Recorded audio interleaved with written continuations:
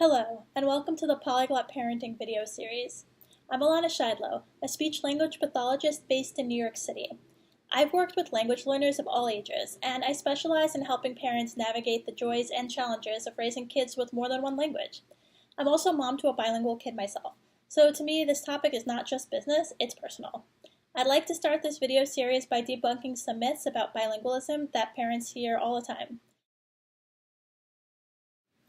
I just don't think it's fair to children to try to teach them a second language while they're still trying to learn their first. After all, learning more than one language overwhelms the brain. That's why bilingual children start speaking later, and trying to teach them two languages can cause speech problems. On average, bilingual children meet their linguistic developmental milestones at the same time as kids who only speak one language. Bilingualism does not cause speech or language delays or disorders, and being bilingual doesn't cause kids to start speaking later. Interestingly, about half of the world's children are raised with two or more languages. About 7% of all kids have speech or language disorders. Bilingual and monolingual kids have these issues in equal proportion. So I'm not saying that bilingual kids never have speech delays. It's just that since half the world's kids are exposed to more than one language growing up, half the people in the world aren't going to avoid childhood communication disorders altogether. This is why people can always find examples of bilingual children with delayed speech. For that matter, there are plenty of examples of monolingual children with delayed speech. I'm basically saying that being bilingual doesn't cause speech issues. They're two separate things that can either occur in the same child or not. Also, being exposed to two languages doesn't worsen a speech issue. So the truth is that bilingualism does not cause or worsen speech disorders or delays.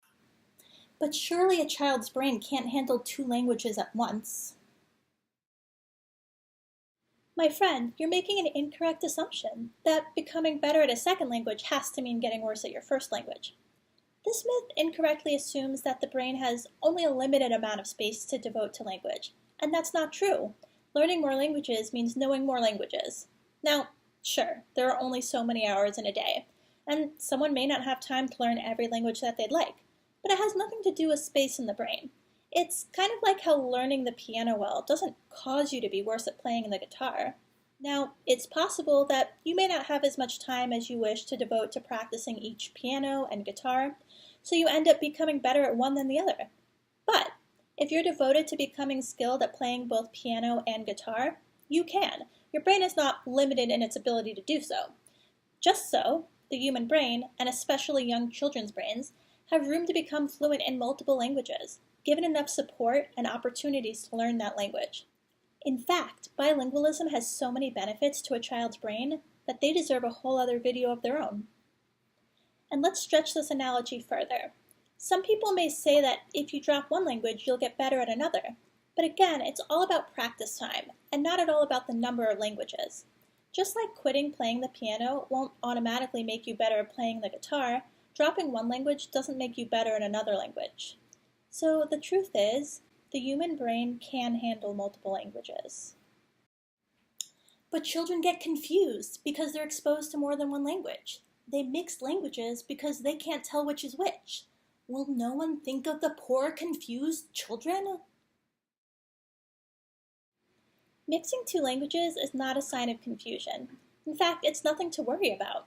It's a normal stage of a bilingual child's language development, especially for children ages 2 to 4 years old.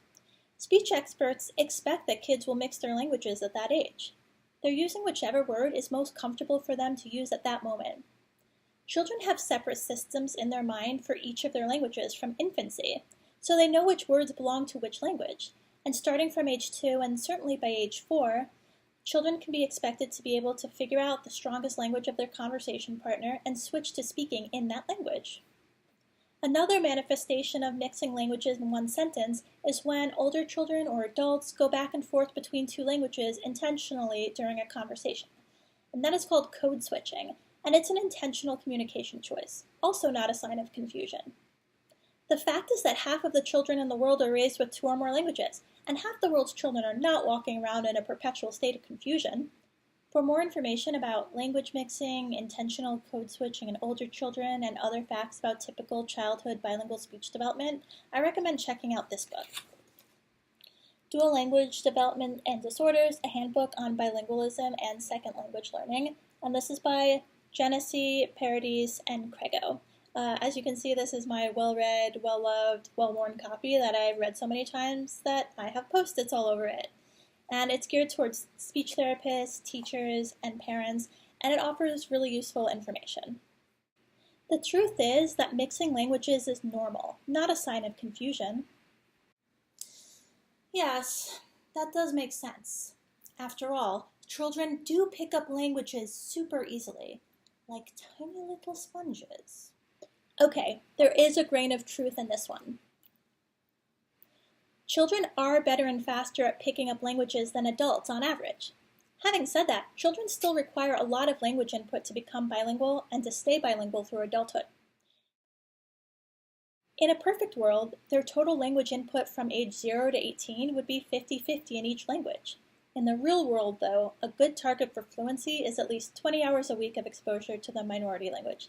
That's a lot if you think about it, especially if the child attends school in the majority language. In sum, this myth underestimates how much language exposure children need for fluency. The truth is that children need significant long-term exposure to both languages to become fluently bilingual. Well, I guess it's too late to start with my kids. They're way too old. It's never too late to start. Adults can learn new languages too. It's generally true that the earlier you start, the easier it will be.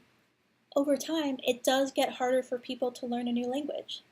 But mainly this means that teaching techniques need to change, not that learning becomes impossible. People older than age 5 learn better from direct language instruction, while preschool children and younger can learn language simply from overhearing it and being immersed in it. The truth is that people of any age can learn new languages. Okay, but it's definitely true that kids learn best the language spoken directly to them. But that's simply not so, my misguided yet attractive friend. Kids end up speaking best the language they overhear the most.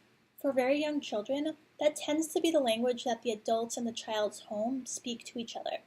For school-age children, their peers tend to have the most influence on their speech. The truth is, kids learn the language best that they overhear the most. Well then, I guess there's no reason why a child shouldn't learn a second language, if that's what works for them and their family. Absolutely. If you need or want to incorporate another language into your household and your children's lives, don't let any of these myths stop you. Bilingualism has a world of possible benefits, both cultural and cognitive, for children and their families. I'll be talking more about methods and strategies for raising bilingual children in the next episode. But for now, remember. Number 1, bilingualism does not cause or worsen speech disorders or delays. Number 2, the human brain can handle multiple languages. Number 3, mixing languages is normal, not a sign of confusion. Number 4, children need significant long-term exposure to both languages to become fluently bilingual. Number 5, people of any age can learn new languages. Number 6, kids learn the language best that they overhear the most. I'm Alana Shidlow, and you've been watching Polyglot Parenting. Please like and subscribe below to check out my next video, Methods for Raising Bilingual Children. Bye for now. So long. Paka.